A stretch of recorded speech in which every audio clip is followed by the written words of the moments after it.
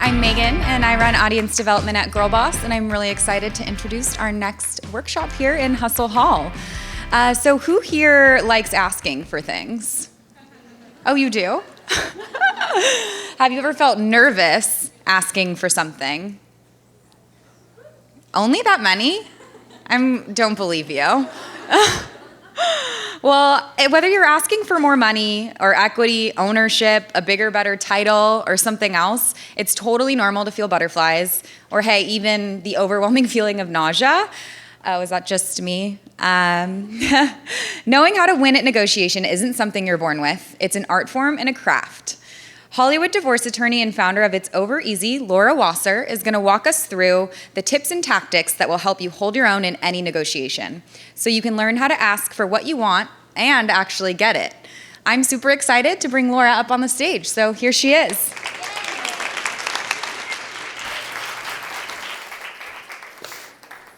Thanks, Megan. How do I negotiate this chair thing? Okay, let's try that. So, JFK said, "Let us never negotiate out of fear, but let us never fear to negotiate." And it is true that sometimes as women, we have a harder time asking for things that we want. So when Sophia asked me to come speak today about negotiating, I might have missed the as a lawyer part. I'll give you that anyway, because that just comes naturally to me because I've been practicing law for almost 25 years now. But I think that you will find when you really put it all in perspective and back up a little bit from how do I ask for more money, how do I ask for more equity, how do I ask for a bigger office, back it up from there. Let's start with the presumption that every relationship is a bargain for exchange. And that might sound really cold and jaded, but it's true. And even with loved ones, people say, "Oh, I love you unconditionally." There's always conditions, whether it's with your parents or your spouses or your kids. Somebody should give a workshop on how to negotiate like a really good parent, because that's another thing. And again, you have to know your audience, okay? You have to know who you're talking to. So we'll speak mostly today about in the business sector, but I am a family law attorney, which means I basically am a divorce attorney. And so most of the negotiating that I do is as an advocate for somebody else. And whether it's a wife or a husband, it's figuring out how to get that person, my client, whatever the best deal is. If that has to do with child custody and how often and where and the hours that they have their children, whether it has to do with how much of the estate that they walk away with, and whether it has to do with the support that they're either paying for the children or to their spouse or receiving. So it's sometimes easier to negotiate on behalf of somebody else. It certainly keeps things a little bit less personal. But then, of course, throughout the years, I've had to negotiate for myself as well, not only in the arena of child support and child custody, because I've been through that with two different dads of my wonderful young sons, but also with employers and with partners and with venture capitalists, because I started my own company earlier this year called It's Over Easy, and we have eggs for you guys, because sometimes if you're in a negotiation, it's nice to be able to hang on to something and just squeeze it. So these are stress eggs. In any event, and we'll give those to you later just so that you have a little takeaway. The thing I find that is probably the most important is knowing your audience. Who is it that you are talking to? With whom are you negotiating? And generally, you will know what you want, but you won't always know what they want. Simple ones are, I'm in this job and I want more money. I should be getting paid more, that's the right amount, whatever. You need to think about what they want. They don't just want to pay you as little as possible. That's not how it works. That's a big factor, but they also want a happy employee or partner. They want somebody that they're going to be able to get the most out of. So you sometimes have to think about what it is, who you're talking to, knowing your audience. I see Lainey out there, my nanny, taking notes. This is not for you. She just tells me what to do and I do it. But in any event, though, so knowing what the other person wants is a really, really important component, and then being able to walk into the negotiation, being able to right off the bat say, I understand where you're coming from. Now here's where I'm coming from, and you need to understand that. We'll talk about that more in a second. One thing that I have found to not be particularly helpful when I've been dealing with employees or when I was an employee is personality. You don't want to take things too personally. And by the way, your boss doesn't care about the fact that your mortgage rates went up or that your kids are in daycare. You know that, and they may know you have kids. Putting that out there for them is unhelpful, I feel. And so you want to really talk about why you're entitled to more income. And if you're going for that, then you tell them all the great things about you. You can intimate that maybe there's other people that would be interested in hiring you for the same position and pay you more money. But you also have to give them something to look forward to, which is, here's what you're going to get when you pay me what I'm worth. I'm really, really going to be motivated to do well. I'm going to give you more than you even ever expected. I already am, and I'm going to be more motivated to grow with this company or this partnership or whatever it is. And again, I think it's really important to know who you're talking to. What's important to them? What are they thinking about? As women, and again, this could go for anybody, but as women, sometimes we learn our negotiating techniques from watching other people. And if we haven't had great mentors, then sometimes we're learning from people that may not have a style that works for us. She or he who yells the loudest isn't always the one that gets heard. And a very wise woman once said to me, you know, when you speak softly, they lean in to listen. So sometimes for us, it doesn't work to pound on the table or pound on our chest and yell. I've seen a lot of young women in the courtroom or at the conference room table start throwing profanities around. If it works for you, that's great. Sometimes it's a turnoff, and again, it's a turnoff when men do it as well, but particularly as women, don't emulate a style of somebody that doesn't fit you. What works for you? Experiment a little bit, practice a little bit. Don't go straight into the negotiation cold. Talk to somebody else. Role play. It's totally fine if you have a friend or a relative or a significant other and you say, let's figure out this. You say, this is what I want. Now, what does my boss say back to me? And they throw some things at you so that you know what to answer and how to answer in any kind of a situation. Find your voice and really be true to it. Again, it's not an ego thing. Yes, people want to be paid, compensated for what they're worth. And sometimes you aren't worth that much yet. You will get there. Promise them something for that. Explain to them you want to grow with this company. This is something, if I feel good, I'm going to make everybody that works below me feel good. It is a very big picture. Another thing that I've heard several times is, don't take it all right now. Leave some stuff on the table. Give some room for growth. Give some room so that in 6 to 12 months you can come back and say, A, see how well that worked out? And B, are you ready for another round of negotiations? And you have to know your audience. If 6 months is too short for that company or employer or whoever it is, pull back and wait a little bit. Really, really be observant. Somebody once said that you have to observe everything during the course of a negotiation. You have to be Sherlock Holmes and Sigmund Freud. Get in the other person's head. What is it that is important to them? And also do a little research before you go in there. Figure out what other people in your field are being paid. That's what I would do every single year when I was a young attorney. I would find out what the other, whether it was first year, seventh year associates were being paid. I would do a graph. I'd figure out. Now, if you go in and say all other first-year associates are being paid X, and all the other first-year associates are working for the big corporate firms, that's not going to work. So you have to figure out what's being paid at the boutique firms. Tailor your negotiation skills to you, and then know your facts and be able to present them when you're speaking to the other person. Now, what happens if you can't even get in the room? What happens if nobody wants to talk to you and they don't want to negotiate? How does that work? Again, as an attorney, I find a lot of things help when they're in writing. And this goes for anything. Landlord-tenant negotiations. Put it in writing. You can always refer back to it. If you're putting it in writing, that creates a record that you're always going to be able to see. That cuts both ways. If you put in writing, hey, you fucking asshole, I can't believe that you parked in my spot again, they're going to be able to pull that up. But if you put in writing, hey, I wanted to address you and let you know that this is what I'm asking for. You've got a date right on there. I asked you for that on April 28th, Mr. So-and-so. I'm now following up again on May 28th, and I'd really like to have a conversation with you. If you create a record, somebody at some point is going to go, this woman's creating a record here. I better give her some time to sit down and come in and speak with me. I think that also, and again, I'm generalizing, but I have found after speaking with many women's groups that this is something that happens often with women.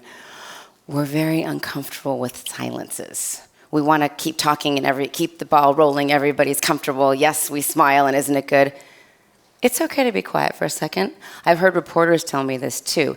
Uncomfortable silences are often what reaps the benefits of either a great story or fact coming forward, or a great counter-argument or fold on the other person's part. So sit there. It's really uncomfortable. Do something else in your head. Count to 10. Think of a funny video you saw, whatever it is. Sit there, be at peace with it, and let the other person be a little bit uncomfortable for a second. They're just as uncomfortable as you are. In fact, if they're telling you no or low, then they're probably more uncomfortable than you are. So sit there and wait. You are entitled to an answer. You are entitled to an explanation. Let's hear what he or she has to say about what it is that you're requesting. When I was in law school, one of the first things we learned, and then when I watch law shows, I see this too, is that there's consideration. And there was an example, anybody that's gone to law school and is old like me, the example is the peppercorn example, okay? That's the consideration. What are you getting in exchange? And they'd say, even if it's just a peppercorn, meaning nothing, like a little pepper, they would say a penny or a nickel sometimes, there always has to be something that's given back. So think about that. That's why I started with every relationship is a bargain for exchange. If you are going in and asking for more money, what is it that you are going to be giving to them? Why are they paying you more? Most people don't want to pay you more just because you've been there. They can find somebody else. In fact, sometimes it all gets old. I've had one woman say to me, oh, I hire a new housekeeper every 2 years because they're not trying to please me anymore after a certain period of time. Loyalty counts for something. But what also is very, very important is what are you going to do for them if you want something? You already have a job. So as the employer, because now I can see both sides of it, as the employer, I'm thinking, you have it pretty good here. I'm nice to work for. We pay you a lot of money. I've done the research. We pay first-year associates more than anybody else in the family law field. What is it that I'm going to get for paying you more money rather than just hiring another first-year associate who's going to be so eager to please? So what is it? Tell me what kind of networking you're doing. Tell me what kind of article writing you're doing.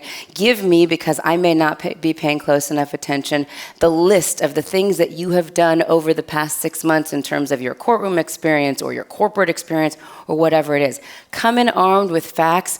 If nothing else, they will be very impressed at the prep work that you've done. And if they don't have an answer that is acceptable to you, ask why. Why is that? Okay, now it's their turn. They have to think about it for a second. Is it because I'm cheap? Is it because we don't have it in the budget right now? Is it because I want to promote another employee above you? I think you're entitled to their honesty. I'm not completely sure. They might say, I don't have to give you my reasons why. I'm just not willing to do that. That will shape your negotiations in the next round in your relationship. It's good to know. For me, I would want to have an employer who was being honest with me, who said, you know what, we don't have that money right now, but when I get it, I'm going to remember that we had this conversation. 2 weeks later, she or he promotes somebody else, I'm going to remember that, and so are they. I also think that if we are doing some kind of a negotiation that takes a longer period of time, you're not sitting in a room with somebody having a negotiation, maybe it's somebody that's going to offer you a job and you're waiting to hear back from them. As I said before, patience. Wait it out. Sometimes we're so eager for instant gratification, particularly in this society of Insta and social media and immediate results. Remember the days when you had to wait to get a letter for a long period of time? Wait it out. See what they say. Show you're patient. Show you've got other things going on. And again, these negotiation tactics really do expand to everything. Lainey can tell you that I have to negotiate with my 13-year-old who's having a bar mitzvah next weekend. Will you please study for your bar mitzvah? It's going to be very embarrassing when 250 of our closest friends are in Malibu on the beach and you can't recite your Torah portion. I'll take the phone until you've done that. Give and take. Significant others. It's very, very important, and again, this comes up all the time in my practice, that you are able to provide something in exchange for what you're asking for from an interpersonal relationship, whether it be a friend or a romantic relationship. I really need some time as I get home every afternoon so that I can unwind, have a glass of wine, whatever it is. How about if you do the dishes before I get there? All right, what are you going to give me in exchange? A lot of this comes back to communication, and in my job, for better or for worse, a lot of the times when they get to me, they're not quite ready to get divorced. We've put marriages back together. Communication, very important to speak. We're entitled to speak to employers, relationships, children. The better you are at honing your communication skills, the better you will have outcomes in terms of your interpersonal relationships, whatever they may be. My mom was diagnosed a couple months ago with pancreatic cancer, stage 4. We're very, very close. We are having a very difficult time communicating right now because she's going through something. God, it got really quiet in here. We're dealing with it. But again, we are figuring out the best way because our relationship has changed in terms of writing things down. A lot of texting going on that never went on before because sometimes it's hard to talk. Emotions run high. I've had to figure out what works best for me when dealing with my mom because she doesn't want to wear a wig. That bothers me. It's irrational, I know, but she doesn't look good without a wig and she shaved her head. That's not for me to decide, but now I realize it's better if I text her because when I'm on the phone with her, she can sense I'm irritated. Sit with yourself for a minute and figure out what works best for you in terms of communication with whomever it is that you're negotiating. Take a breath. I can't talk to my 13-year-old when he is on his phone, which he always is. So I take the phone away. Now I'm holding the phone and we're having a conversation. It's hard to have a conversation with my mom when I know she's sick and she's being stubborn. Better maybe to put it in writing. My partners at the firm are taking many more vacations than they used to take. They are all older than me. I'm figuring out a way of dealing with that, but I put in writing, hope you're enjoying your vacation on April 28th. When will you be back? Would like to have a firm meeting to talk about these things. Can always go search the subject line vacation and I can see exactly how many vacations they took so far in 2018.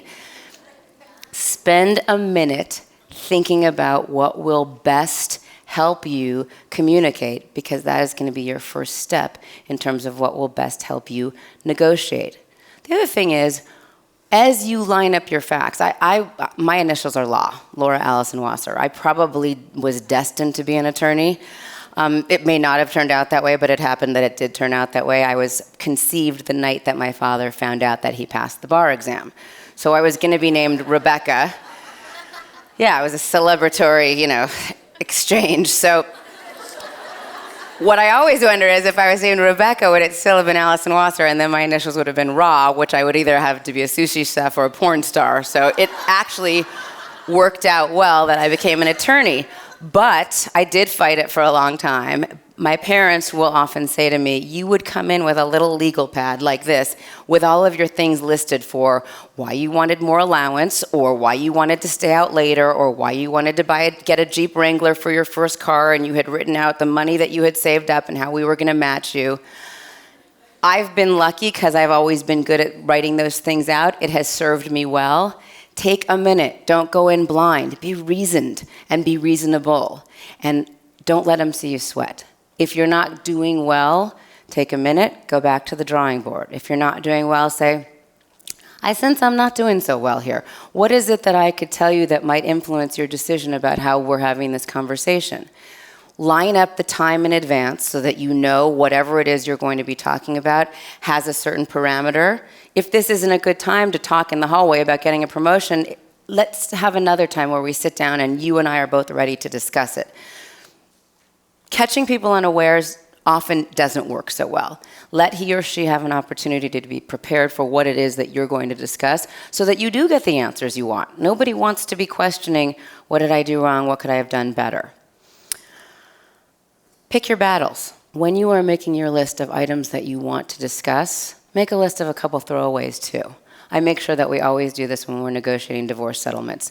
I say to my client, what are the 2 things that you just don't give a shit about at all? And you know he or she does. Put them on the list. We include them. It's not game playing. It's giving the other person an opportunity to win something. And if it's something that's important to them and it doesn't matter to you, put it out there. Figure out in terms of most important to least important what you will take and what you won't. And maybe in your first offer, again, I don't love game playing. Usually I'll say, this is really my best offer. I'm putting it out there right now. do leave yourself a little bit of room if the person on the other side is someone you know is going to need to feel like he or she won. And again, know your audience. Sometimes you know that the person on the other side is going to be a martyr. I've given you everything, you know that, whatever, they need to feel like they lost. But for the most part, people need to feel like they walk out of a negotiation like they won or they didn't get too badly beaten. Allow that. Leave a few things on the table, either to discuss next time or to give up. Now, what happens after you have your negotiation and you've had the conversation and things have gone your way? Then what? And again, I hate to harp on this and be too much of a lawyer. Put it in writing. Please put it in writing. When it's in writing, then nobody can dispute it. Or please confirm if I've gotten anything wrong here, let me know. So many negotiations go well and then go poorly after everybody walks out of the room. Oftentimes, people will tell you what you want to hear and then they don't follow through. Put it in writing. Please confirm your receipt of this. It doesn't always have to be signed. In law, it's not good until it's signed. But for a lot of the things that are discussed, people do things on a handshake basis still. That's okay, but it's okay to put it in writing. If they don't like it in writing or that offends them, there's something wrong. Nobody has ever said to me, I can't believe you put this in writing. What, don't you trust me? I trust you. I put everything in writing. That's how I am. I'm sorry if I offended you. Did you confirm the receipt? Yes? Okay, good. Thank you. I've been talking for a while. I think most of you are here to talk about business things and employer things. Let me see a show of hands. Who actually, I won't make you get up yet, Megan, who actually is here to learn or discuss negotiation in the workplace? Okay. Who is here to learn or discuss negotiation in other interpersonal relationships? Oh, okay. Heather. Which interpersonal relationships? You don't have to be specific, but is it with significant others or family members? I would say maybe even friends, Mm-hmm. to be honest. And why is that difficult for us? Because we feel uncomfortable talking about things with friends? Yes. No. So again, communication, leading with, your relationship to me is so important. It's so important to me, and that's why I'm bringing this up, because it's not an easy thing to discuss. But I wanted to tell you this because sometimes when I get a text from you at 3 p.m. and I'm in the middle of a courtroom experience or a spray tan or a conference, I can't write back to you right away. And I hope you understand that, because sometimes I see it or sometimes I don't, but there's no way I could possibly write back, and I wanted to let you know that that's how I feel. How do you feel about it? And then they'll write back. They'd be hard-pressed to go, bitch, you need to write back to me right away, especially when you've been the one to bring it up and say, I'm so appreciative when I see your text. My boyfriend has a big issue with me not texting him before I go to bed and first thing in the morning. I know that now. He told me that early on. We're coming up on 5 years. So whatever time it is, even if I know he's already asleep, before I go to bed, and we're in different time zones, I text him, sweet dreams, done. And then in the morning, if he's woken up first, I'll get it from him. Otherwise, I usually wake up first because I wake up very early. I'll text him back. If you know that about someone, do it. Unless it bothers you. I mean, if that's something that really bothers you, you have that conversation. But it takes 2 seconds, so I don't mind doing it, and it keeps him happy. If I don't, obviously something is terribly, terribly wrong. I've been abducted by aliens, or I'm sleeping with somebody else. So it's such a small thing to do, and I know that. Put things in perspective, figure out what's important. Somebody else that raised their hand about another reason that they're here in terms of negotiations. Yes? It's a blend, so doing a business negotiation with someone who is a friend. Oh, very difficult, but doable. I have actually 3 of my closest friends since I grew up here and I went to elementary school here. 2 of them went to elementary school with me, and 1 of them went to high school and college with me. They are all working for me. 1 in my office, 1 as my personal assistant, and 1 at It's Over Easy as our director of communications. And everyone says, why would you do that? You are asking for trouble. It is going to end so badly. Well, it's been 7 or 8 years, not the It's Over Easy, because we just launched. I think the reason that it works is because probably I talk too much, but I talk about everything. I say, God, it really bummed me out when you did that. Can you just maybe not do that again? Or wouldn't have been good if you did that? If your friend that you're doing business with is very sensitive about that at the beginning, it may not work out. But keeping the lines of communication open with friends, with business people, and with significant others will help that resentment from building up. The reason why people that are friends don't do business well together in many instances is they don't want to hurt their friends' feelings and say, I think this sucks. This doesn't look good at all. Let's go back and start it over again. Maybe you don't need to say it like that, but gee, wouldn't it be good if this? And you'll probably know right off the bat if he or she is someone with whom you can communicate and have a long-standing relationship. Like I said, I don't like to harp on it, but communicating is so super important because when you don't, things get pushed down. If you have an employer and he or she will not communicate with you about whatever it is you're asking to discuss, you may need to get out of there. Because if you can't have a conversation with that person, not only about a raise or a better office or partnership, about anything, then and if it's a one-way street and he or she comes to you and says, oh, we have to do this differently, you say, and guess what else we have to do differently? I'd like to be able to sit down once a month and have a conversation about whatever it is. Somebody else that has either one, business or interpersonal relationship, yes?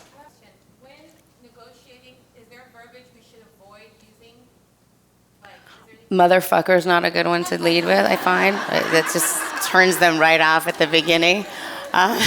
See, it's really hard for me not to swear all the time, I think what you want to be able to say, and I've heard this a lot, I think you're going to be able to gauge it. People don't like to hear no. I hate hearing no. And I've said to my assistant before, don't tell me no. Lie to me and figure out a way to get through it. So people don't like to hear no. People don't like you to lead with the bad, lead with the good. Here's the things I'm really cool with in this negotiation. Here's the things that are problematic for me. What do we do about that? In terms of other verbiage, again, it depends what you're discussing. Obviously, if you're having a relationship conversation with somebody, there's things that you might want to avoid. Knowing your audience is so very important. If you've had an employer that's had a very bad experience with someone who, for example, has been in a lawsuit with them. We had somebody that came to our firm and she had gotten fired from her last job because they thought she was pregnant. She wasn't pregnant. That's illegal to do. She was thinking about suing them, and so she was very, very sensitive about that. And I said, well, the good news about this firm is that pretty much everybody that works here gets pregnant at some point, so you don't have to worry about that here. But it was always like a point. I just knew that it was a sensitive thing for her. If you know your audience and you know that this is something that's going to be looked negatively upon, deal with that. I think, again, if you can go into it, even if you are the lower person on the totem pole, being the person that's kind of seen everything and looked at everything, I think you do really well. Yes? How do you navigate a very, very adversarial negotiation with someone? First of all, you have to get them to agree that they will communicate with you. Again, because that's the negotiation. So I would try to set a time. Can we set a time that we can sit down, we have some peace, we do this in a place where nobody's going to be interrupting, we don't have added aggravation. I'll give you an example, which is many, many people call up and say, I already know what all the terms of my prenuptial agreement are going to be, Laura, but how do I sit down and tell him/her that I want a prenuptial agreement? I say, make sure that you're going to a nice place where you're going to be able to hear each other. Definitely get wine, if you can, but not too much wine. In a business setting, that obviously doesn't work. And particularly if it's adversarial, I think, again, you lead with the good. Most of my negotiations in work are adversarial. So I'll give you a tip that happens a lot with me. They say, I'm very good in a room. So I go into the room, and particularly if I'm representing the guy, I will always say to him, I'm probably going to shit on you a little bit in this negotiation because I want your wife to understand that I'm a mom, I'm a woman, I've been there, you can be a little bit of a jerk sometimes, and I want her to know that I see that, but I still believe it's in the best interest of your whole family to get through with it. And it's not being fake or phony. I really do understand those points. My kids go to their dad's houses, they never brush their teeth. It drives me crazy, but I'm not going to try to change custody. They like being at their dad's houses. They should be at their dad's houses. I make them brush their teeth more when they come home. So figure out, again, who your audience is. I always go in, I say, hi, Myra, I'm Laura, I represent Steve, One time, Myra looked right past me and looked at Steve and said, so Steve, are you sleeping with her too? So again, you diffuse. I mean, other women, other people would have said, what's wrong with this bitch? We're leaving. I said, oh, Myra, I am a lesbian and I would not sleep with Steve with your dick, okay? And she laughed. I said, that's not really true, but but you kind of try to give some levity, break it up a little bit, if you can. Again, sometimes it's really, really difficult, and if you can't even get them to come to the table to negotiate in the first place, I would definitely set a time. They have to know what they're coming for. If they're totally stonewalling you, I'd pivot. I mean, I don't know how you get out of that situation. Ex-husband who happens to be a divorce attorney. Oh, yes, we're the worst. I'm sorry. Do I know him? No. Okay. Okay. Because I could find him. I will track him down. Do you guys have kids? We do. They're in their 20s. Okay. Again, children and other, middle people create a whole different, yes. That is unfortunate. I think that's just to give a little plug to It's Over Easy. That's one of the things that we're trying to effectuate by having this online mediation process, because after doing this for 25 years, I realized that there is an easier way to do it. I think most of the people in here are pretty much of the same generation. How many people's parents went through a divorce? Okay. How many people have been through a divorce themselves? Okay. How many people don't know anybody that have gotten divorced? You don't know anybody? Dina she's sitting right next to you.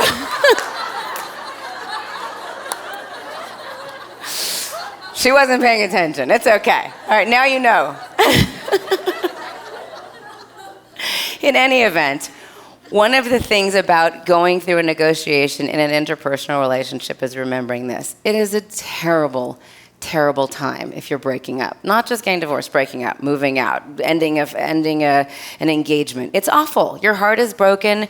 You don't know who you're going to go to the Memorial Day picnic with. If you've got children, you're not sure if you're going to hear their little feet every morning coming into your room. It's the worst, okay?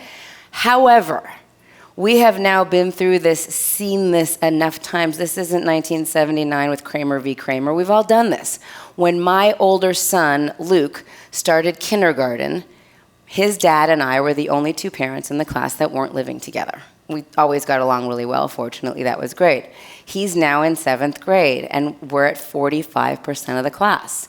Now, maybe that's super sad, and maybe it's a commentary on society or whatever, but it's happening.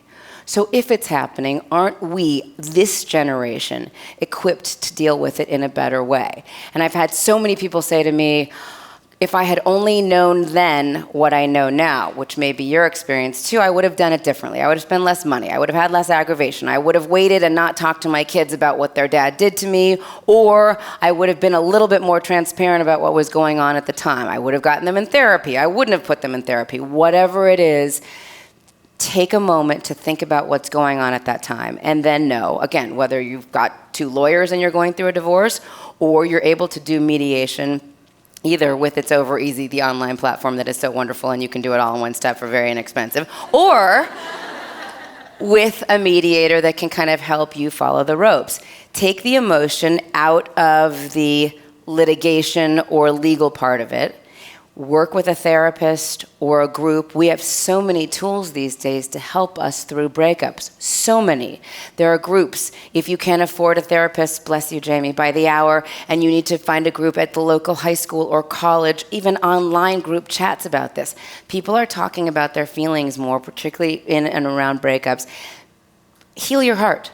Do what you need to do to be good to yourself, whether that's meditation, a spray tan, a trainer, a cleanse, whatever it is, and then take the business or legal or financial component out of it and do that in the most cost-effective way that you can. Then you save yourself. Other questions about, yes? I'm raising my prices, so negotiating my client. Yes, okay, so is it one client or is it a group of clients? It's one, my largest client.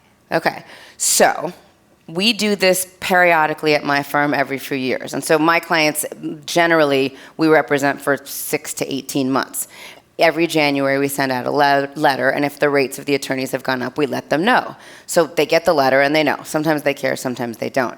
If you have one client that's your biggest client, I would send something out. I would tell them. Every time somebody's told me, hey, I know you've been a client of mine forever, I'm raising my rates, I've winced for a moment, and then I've said, I'm so glad for you. I'm really glad. You are worth it. You are. The cost of living is going up. I've known you. You know me better. If it's a facialist, a trainer, a therapist, I want the best service from them, and if it costs them more money to improve their skills, go to seminars, again, even just have a nicer place to be when I'm at their office because their rents have gone up, it all trickles down. So I would write them a letter. I would then follow up and say, I just wanted to make sure you got the letter. I didn't want to try to sneak it in there because sometimes people don't read letters. And I would say, your business is so important to me. I've actually, if you're able to do this, I've actually I've waited longer to raise the rate on you, or I've raised yours less than other people, unless that's going to create a problem with other clients.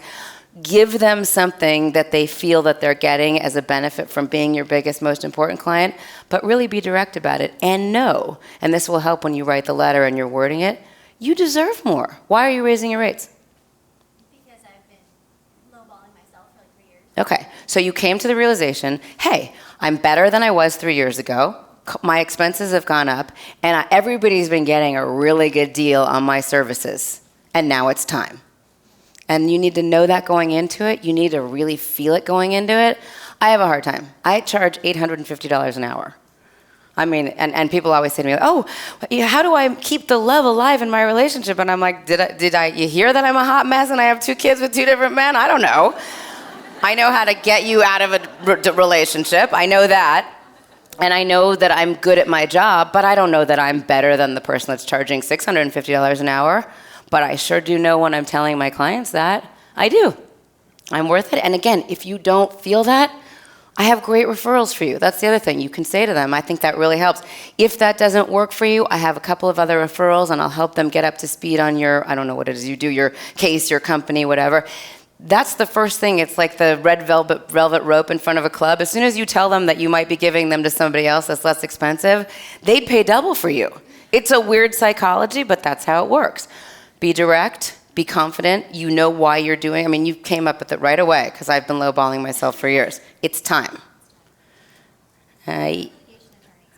It's a board of litigation attorneys. Okay. Well, sometimes we can be a little bit jerky about that stuff, but I think also because they probably have raised their prices periodically, their rates, they get it. And if they don't, good riddance. Okay. Yes. So, how do you navigate negotiation in a multicultural environment, being that you're like a different background? Boy, do I ever, because I have been practicing law with old, white, mostly Jewish men for 25 years, okay? And so a lot of them knew my dad when I started, and they'd say, oh, Laura, she's so cute, whatever. And again, I used to try to look much older. I'd put my hair in a bun and I would wear glasses and whatever. Now I'm trying to look younger because I'm turning 50 next month. But besides that, so yes, you maintain who you are, okay? You are a beautiful young woman. You are from France. You do have a different culture. However, learn about theirs. I knew what these guys were doing. They were out playing golf half the week. So when we arrived at the council table to argue our case, they thought, oh, cute Laura Wasser, she doesn't, well, she's no, and I knew my facts and I knew my law and whatever. They've been doing it for 25 years already at that point, but they weren't paying attention. They didn't know the intricacies of the law. Often I would blow them out of the water because I knew my audience. I respected them. I didn't clash with them. There's no point to that. There's no point to try to yell louder than them or out-curse them when you're standing at the table or across from the table.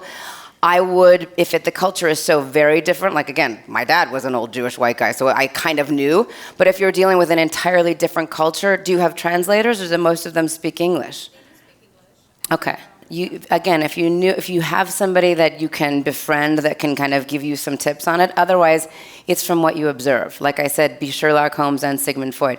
You know they're going to be looking at you and thinking, oh, she's kind of hot. They're probably not even paying attention to what you're saying. What they're paying attention is, what you're wearing and how big your boobs look and what your hair is and all that. Use that. You can compliment them, but you can move forward and know what it is that you need to get out of this. You don't need to be disrespectful. Really, really use it. Know your audience and try to befriend them. Yes, I know you're older. You probably have so much more experience. I'm not Japanese, so I don't know the culture, but I've really learned to speak Japanese because I want to be able to interact with you. I know how important that is. Know your audience. Look for those things that the person with whom you're negotiating will really find as a benefit to them and to you, and earn their respect if you can. That's a tough one, though. Yes, with the glasses.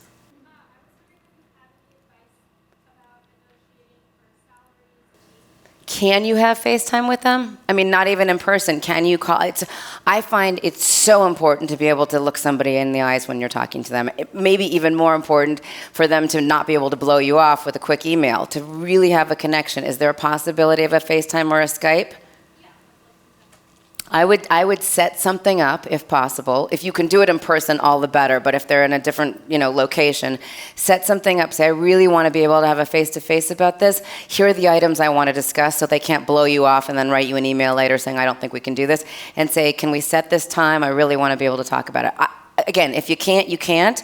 And then I would really, really make a very definitive bullet point list of what your concerns or what your wants are and send it and say, I'd really like an answer by this date if possible. Now, they may get angry that there was an arbitrary deadline. Make it long enough out that there shouldn't be a problem and nobody will be offended. And then see what happens. Yes, right in front of you. Yes, with the blazer. Yeah, I was curious if you had any tips on how to get comfortable with negotiating for someone who is not confrontational or uncomfortable with bringing up bad news. Get comfortable.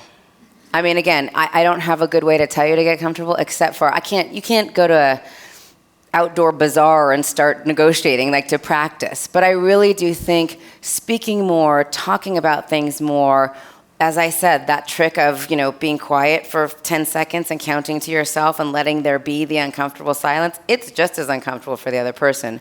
Picking your battles. Again, if you're a non-confrontational person, you're probably not nitpicking little things all the time at all. So to say, listen, there's a few things I wanted to discuss with you. These have been going on for a while, and I wanted to be able to, I think maybe starting the conversation with something in writing so that the person's prepared for them. If they know that you are uncomfortable and they know that you are non-confrontational, they will often, unfortunately, use that to their advantage. Don't fold. Eye contact, be strong. Whatever it is that you're raising is an important thing to be raised, not just for you, but for them too. And so I really think you have to practice. You will feel probably really shitty after the first time it happens, but after the third time it happens, you'll feel better about it. If it's worth it to you to bring it up, especially you who doesn't like bringing things up, then it must be really important. And you have to remember that when you're asking for this audience. Yes? Try to talk to the client about how much this costs and it's already happened. And the client is trying to talk you down, but it's already I get it, because I've had cases where people will say to me, our retainer is a certain amount. And we always say, and it's in the retainer letter, once you've exceeded that amount, we bill you on a monthly basis. And obviously, in divorce law with litigation, sometimes we win and seldom we lose. But when we do lose, they'll come back and say, I've not only spent the retainer, but I've also paid you for an additional 3 months, and we lost. And I don't want to pay you for this next month. And I say, very reasonably, I get that, and I understand that you're upset, but that's the nature of litigation. One, that's why we tried to not have this situation happen. But here's all the factors that went into beyond the scope. Here's why it happened. We tried to reduce the risk, and we're not able to do so either because of the client or because of just the facts. And what can I do to make it better for you? I will often give a client a discount if they're really unhappy because I want them to be happy, but I'll say, but it must be paid by the end of the month. So we'll reduce it by 5% if it's paid here. It's business. It's, again, making somebody feel like they got something, even if they didn't get something. The other thing I'll say, and again, I don't know if this applies to your situation, but we have attorneys who bill by the hour. We work really hard. You can see what it is that we bill on an hourly basis. These people worked really hard for you. It didn't turn out the way any of us thought it would, but we didn't do anything wrong. We told you every step of the way that this could happen. There was an unforeseeable event, or maybe it was foreseeable if it's litigation. You still pay for the services that were rendered, and so you must pay this amount. But maybe you build a little bit in there so that they feel like, okay, she did me a solid, she reduced it by a little bit. Does that help? Okay. Yes? Do you have advice for taking seriously when you're walking to the courtroom or mediation? Take yourself seriously first, absolutely. And again, if you take yourself seriously, 50% of the people who perceive you will also take you seriously. The other 50% are morons, and that's okay. Because if they don't like how you look, or maybe they like how you look too much, or maybe they don't look like you're wearing, they are misperceiving you, and that's their bad. They are, again, like as I said with some of these men, oh, it's cute Laura Wasser, she's standing at the council table. Then you start arguing, and if it's a jury that's involved or a judicial officer that's involved, they will usually go, wow. If somebody's underestimating you, go with it. Let them underestimate you because you will knock their socks off.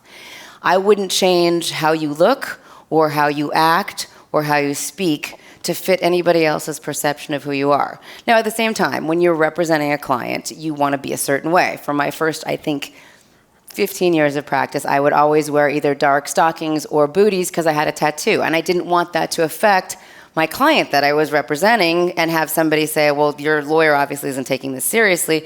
She has a tattoo. I feel at this point I've gained enough credibility in my practice, and people have enough tattoos, and it's pretty small that it doesn't matter anymore. But I always try to dress in a way that will respect the court, that will respect the people that I'm representing. But again, there's only so much you can do. You're an attractive, tall, blonde, young woman. You're not going to cut your hair off or, do something different to your appearance for that. You look respectable, you dress the part, you go in there and you do your best. That will usually change people's perceptions, and like I said, if it doesn't, they're idiots, and then use that to your advantage. Yes? So in the circumstance of negotiating for a new role that you've never played before with somebody that doesn't know you as intimately as somebody you've worked with. I think in that situation, you really, really want to define who you are going in and what you have to offer, because that's going to be what that person or firm takes with them throughout the relationship. Here's who I am. I'm a badass. I should be paid this. Here's my experience. Here's what I bring to the table. You all need to know that. I know you are only planning on paying X. The reason you want to pay me X plus is because of this, and I'm telling you, I will not let you down. And if they say, well, we're just not willing to do that, how about if we start at this amount and I show you that by this point we will get there? Always be looking towards the future. Always give them a chance to show you that they're willing to up the ante. I think, and again, we're going to use the same generalizations that we've been using for years, but I definitely have seen it change. I've seen young men acting very differently from what the older men have kind of taught me over the years, and then the other way I've seen young women. But to speak to the generalizations that I know you're referring to, one thing that I think men have historically been better at is being very rational. And again, sometimes if you need to cry a little bit, again, probably not in the commercial litigation world, but I've seen a couple of people tear up talking about custody cases, and if it works for our benefit, go ahead. Men can be very, very rational. You don't want to be humorless. You don't want to be too dry, but if you really are addressing the problems in terms of a rational approach, that helps. People say to women, don't get hysterical, and I think, she's not being hysterical at all. She's raised her voice. She's upset about this. Don't fall into the traps that people then set for you, because if somebody says to you, oh, you're getting hysterical, you say, gosh, I didn't think I was being hysterical at all, and you kind of counter that. I think that another difference is we sometimes are more reticent to kind of push forward, particularly with money things. I didn't realize this. I spoke a couple weeks ago at the Women in the World Summit that Tina Brown puts together in New York, and it was amazing, and if anybody ever has an opportunity to go, there were such amazing speakers. But I spoke on a panel about money, and I only can bring to the table what I know about money as an attorney and as an employer and as an employee and as a startup, but these women were like real money people, and they said that so often women are uncomfortable speaking about money that we kind of abdicate. We let our husbands take care of it, we let our business partners take care of it, we let our business managers take care of it. We don't pay attention to the money, and I think that is because we don't always like talking about money. You got to talk about money if you're negotiating in business. So start practicing in front of the mirror, to your cat, whatever it is. Talk about the money until you feel comfortable. It's not comfortable. It doesn't ever really get super comfortable. It's definitely easier for me to talk about somebody else's money. When you're talking about your own and what it is that you feel you should be entitled to, get comfortable. Because as you said, if you're lowballing yourself, who loses? Just you. $150,000 in 3 years. Yeah, that's not good. Think about all the shoes you could buy with that. Yes. Can you speak a bit more about negotiating tactics when you're negotiating with the type of decision was their idea? Yes, work it. Let them feel like they won. Start out with, oh, but this and that and the other. Know what the breaking point's going to be. And then I say this all the time. We'll go into chambers or something like that, and I'll say to my client, let's let him feel like he won. He needs to feel like he's the winner. So take it from that. If you know your person that you're negotiating well enough to know that, that's half the battle. Let him think he's won, and then you get what you need. I think that Megan's telling me we're almost done. Yes? Yes, we're done. Thank you for listening. Thank you for being here. Take eggs. And if you know anybody that's getting divorced or thinking about getting divorced or wants to learn about divorce, we've got a great content on our site. I did this because I really feel there's a need for it, and I don't want any person to not be able to get the information they need or have access to the system. So please